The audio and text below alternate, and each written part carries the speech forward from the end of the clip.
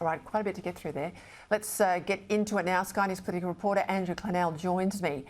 Let's start with vaping in particular, this ban on the importation of non-prescription vapes. I'm assuming you're going to tell me if you go to the chemist, you can still get a script for vaping, and a 5% increase in tobacco. It'll raise about $3 billion over the forward estimates.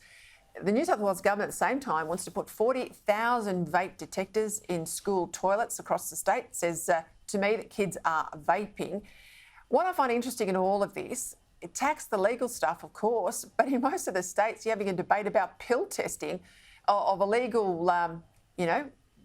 muck, meth, all sorts of things, ecstasy cooked up by, bikies illegally in some sort of den and shipped out to dance parties. And we're not very consistent, are we, Andrew?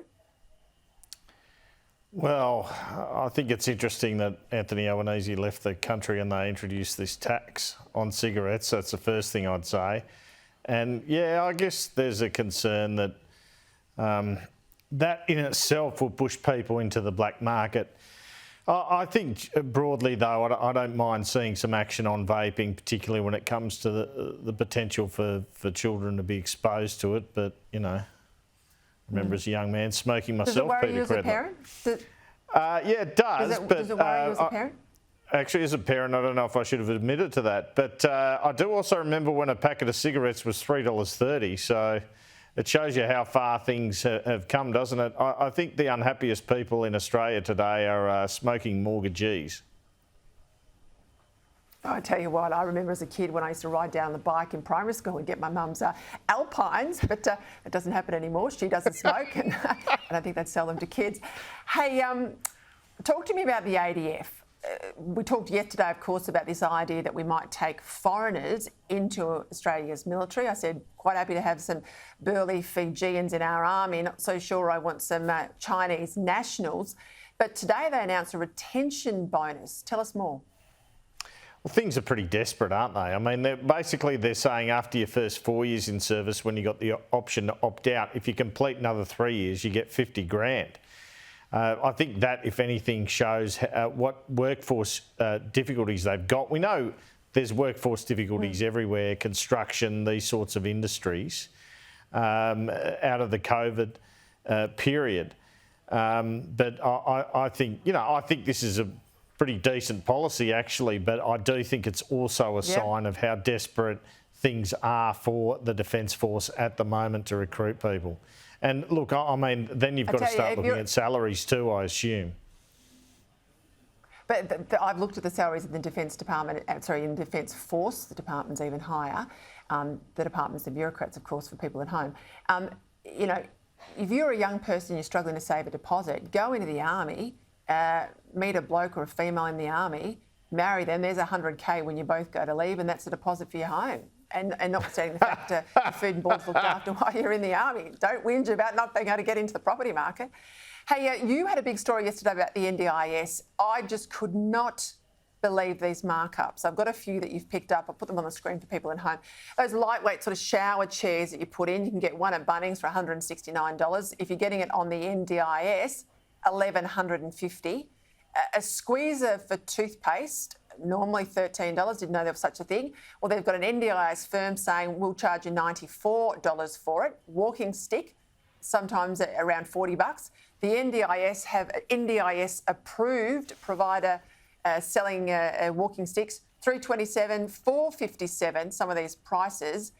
This is extraordinary, Andrew.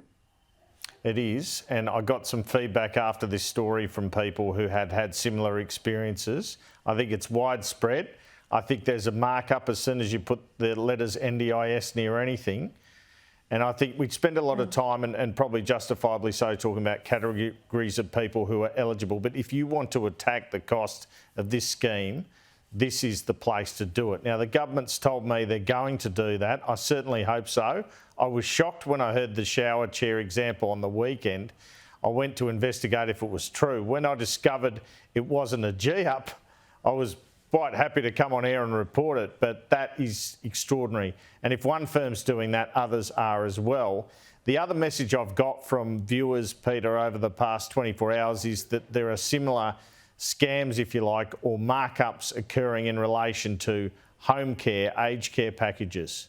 So when people talk about, or ministers, treasurer... Why isn't there a schedule? Why isn't there a schedule? If it was in the Medicare system, we now know the NDIS for 800,000 people costs more to taxpayers than Medicare, which applies to all 26 million of us. That's sink in.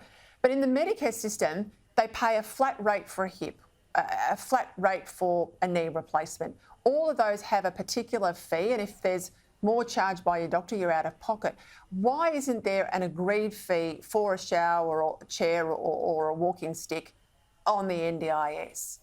Well, that's exactly what's got to happen, and I hope Bill Shorten's listening to you, because I think he knows that there's this problem. His department's telling him about it, or his ministerial officers, and this is, order item number one for fixing the NDIS, probably reducing the cost by a third.